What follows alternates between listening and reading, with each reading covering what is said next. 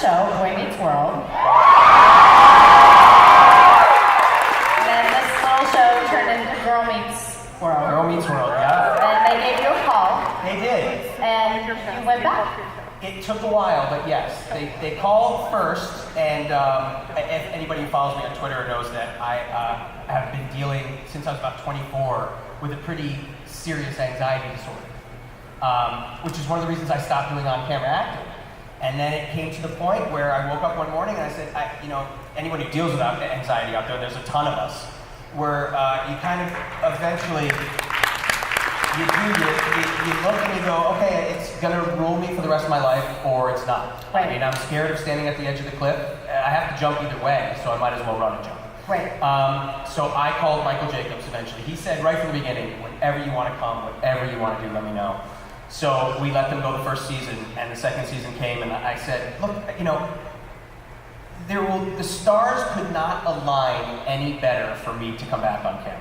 Mm-hmm. I'm with all my family, with You're Ben safe. and Ryder and Danielle. You're in an absolute safe place with the same crew. I have to go back. And it seemed like a second later, I was sitting in the makeup chair, and they were putting on the Plays with Squirrels period. And I looked in the window and I went, okay, I guess we're going. Here we are. Here we are again, and that was it. And the audience that night was, I almost broke down in tears because I ran out for the first time, being in front of an audience again, and they went nuts, and we had a great time, and it was just being with Ben and Danielle, and Ryder Strong directed the episode, so it was all of us together again, and it was pretty outstanding. Was it easy to fall back into the Eric character?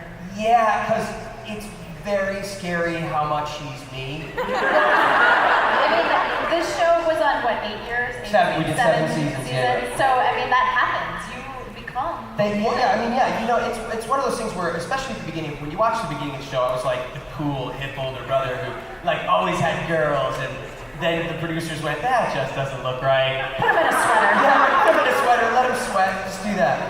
So, it was, and then Michael, when you start a show, if you're lucky enough to be in a show that goes for any extended period of time, they really write the character, and then you act the character they write. But then they start to write for you.